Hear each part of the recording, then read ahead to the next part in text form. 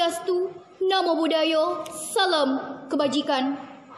Yang terhormat Bapak Rektor Universitas Cokroaminoto Yogyakarta beserta jajarannya, yang terhormat Bapak Ibu Dewan Juri Fakultas Keguruan dan Ilmu Pendidikan Universitas Cokroaminoto Yogyakarta, yang saya hormati segenap panitia lomba Fakultas Keguruan dan Ilmu Pendidikan Universitas Cokroaminoto Yogyakarta, dan tidak lupa kepada seluruh teman-temanku yang berbahagia.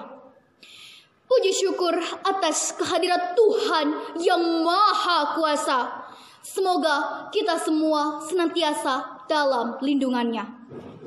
Hadirin yang terhormat, pada kesempatan kali ini saya Hanifah Sukmawati dari SMA Negeri 1 Cipendai akan menyampaikan sebuah pidato dengan tema Perwujudan Bela Negara di Kalangan Pemuda. Sahabat muda, Insinyur Soekarno pernah berkata, "Beri aku 1000 orang tua, niscaya akan kucabut Semeru dari akarnya. Beri aku 10 pemuda, niscaya akan kugoncangkan dunia." Bela negara merupakan sebuah semangat berani berkorban demi tanah air.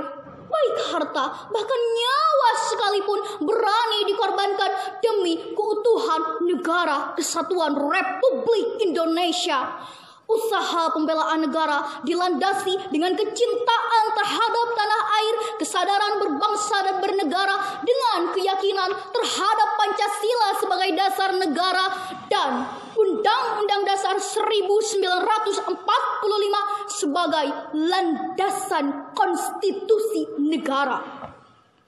Sahabat muda, pada kali ini saya menyimpulkan bahwa makna perjuangan bela negara di kalangan pemuda adalah berani. Yang pertama, berani berjuang demi bangsa. Nelson Mandela pernah berkata, "Pendidikan adalah senjata paling mematikan di dunia. Dengan pendidikan Anda dapat mengubah dunia." Hal itu diperkuat dengan banyaknya negara-negara merdeka setelah lahirnya kaum intelektual. Oleh karena itu, perjuangan demi bangsa dapat dimulai dengan terus belajar dan menjadi pemuda yang haus akan pengetahuan. Bahkan, Profesor Dr. B.J. Habibie pernah mengatakan, "Setidaknya ada 5 kelemahan yang harus kita hindari, yakni lemah harta, lemah fisik, lemah ilmu, lemah semangat hidup, dan yang paling ditakutkan adalah lemah akhlak. Jika seandainya kelemahan tersebut melekat pada generasi muda, saya yakin pemuda saat ini bukan lagi sebagai pelopor pembangunan, melainkan sebagai virus pembangunan, penghambat, bahkan penghancur pembangunan." Padahal sahabat muda, sejarah tersebut mengajarkan kepada kita sejak tahun 1928 ditandai dengan kebangkitan nasional, Sumpah Pemuda, Orde Lama, Orde Baru, hingga Reformasi. Peran pemuda sebagai penggerak pergerakan nasional, pendiri, bahkan sebagai garda terdepan untuk bangsa Indonesia. Sejarah tersebut mengajarkan kepada kita, mustahil tanpa pemuda Indonesia bisa merdeka. Poin kedua adalah berani menjaga adat dan budaya. Insinyur Soekarno pernah berkata, "Kalau jadi Hindu jangan jadi orang India, kalau jadi Islam jangan jadi orang Arab, kalau jadi Kristen jangan jadi orang Yahudi, tetaplah jadi orang Nusantara dengan adat dan budaya Nusantara kita yang kaya raya ini." Ingat wahai saudara-saudara, musuh terberat adalah rakyat sendiri, rakyat yang mabuk akan budaya luar, yang kecanduan agama, yang rela membunuh bangsanya sendiri demi menegakkan budaya asing. Tetaplah bersatu membangun negeri ini tanpa pertumpahan darah. Oleh karena itu, sudah saatnya pemuda saat ini berani menjadi garda utama dalam menjaga keutuhan adat dan budaya Indonesia.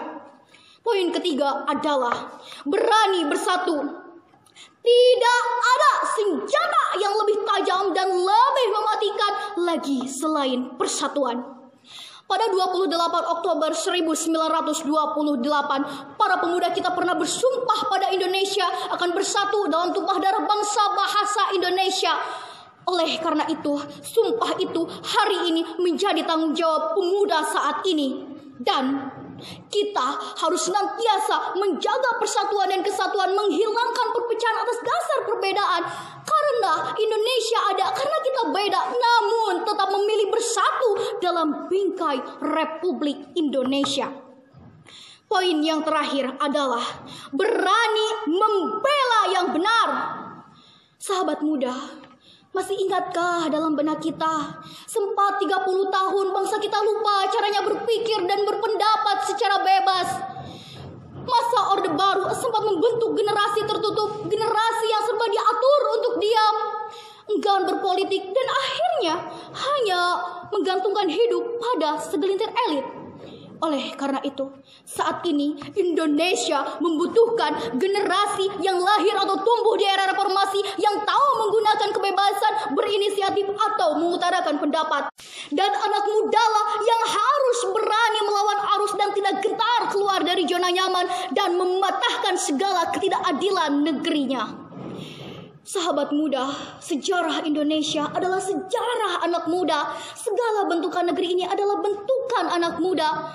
Tidak pernah lekang dalam ingatan bagaimana Sumpah Pemuda menjadi momentum persatuan, kesadaran nasionalis dari penjuru Nusantara untuk memantik meraih kemerdekaan.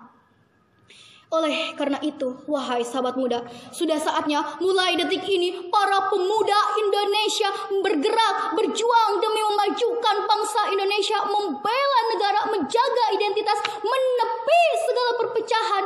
Dan ingat satu kali lagi, Indonesia ada karena kita beda, namun tetap memilih bersatu dalam bingkai Republik Indonesia hingga saat ini. Bapak, Ibu Dewan Juri, demikian yang dapat saya sampaikan. Mohon maaf sekali bila ada kesalahan dalam bertutur kata. Akhir kata, alhamdulillahirabbil alamin, billahi fisabilil haq. Wassalamualaikum warahmatullahi wabarakatuh. Merdeka, merdeka, merdeka.